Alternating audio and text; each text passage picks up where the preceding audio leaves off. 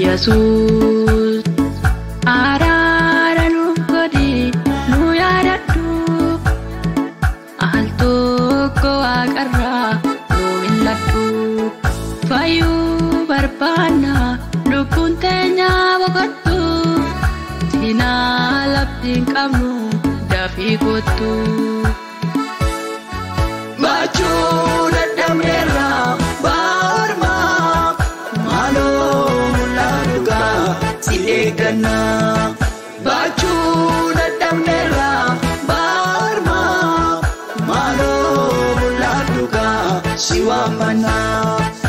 Yesus baachuu dadhabneerra baarma baachuu dadhabneerra baarma maaloo mul'atuka si eegganna abbaa baachuu dadhabneerra baarma baachuu dadhabneerra baarma maaloo mul'atuka si eegganna maqaa kee daaranne malee taanee hin argamne nu gargaari kaa gooftaa akka biyyaatti hin banne fuula keetti deebinaa ija furaan hubanii siif taane akka jiraannu haatu bannaa nuuf kenni fuula keetti deebinaa ija furaan hubanii siif taane akka jiraannu haatu gummaa nuuf kennu Yesus araara nuuf godhi nu yaadadhu al tokko waaqarraa nu mil'adhu fayyuu barbaanna lubbuun teenya boqottu sinaa labdiin qabnu dafii kottu baachuu dadhabneerra baarma maaloo mul'atuka si eegganna baachuu dadhabneerra baarma maaloo mul'atuka si waammanna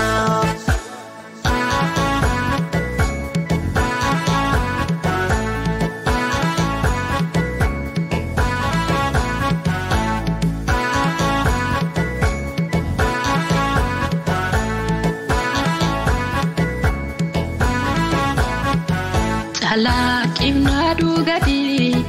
abdii of keessaan qabu situu nuuf daawoo keenya harki kee nu qaqqabu simboo fi ayyaana kee Yesus ati nu baay'ise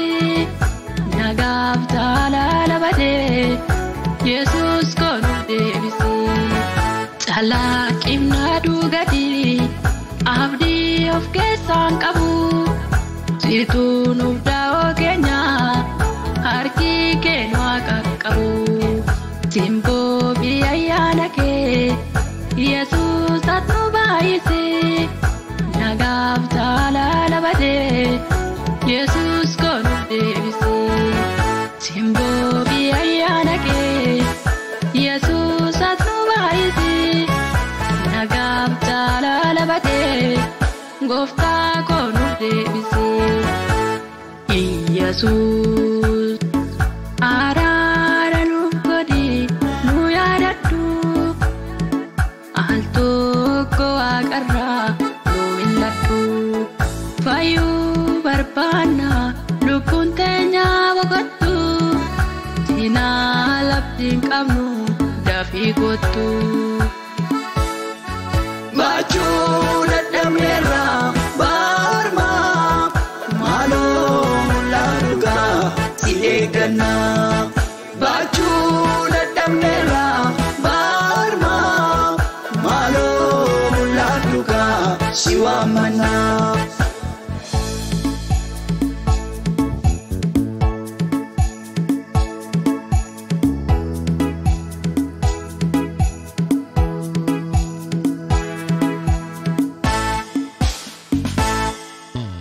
Kottu dafii Yesus keenya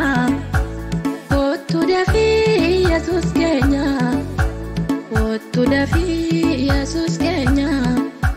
siduwada wabii lubbuu keenya. Kottu dafii Yesus keenya, kottu dafii Yesus keenya, kottu dafii Yesus keenya siduwada wabii lubbuu keenya. Kottu dafii Yesus keenya,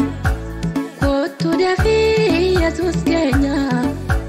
kottu dafii Yesus keenya siduwada falli biyya keenya.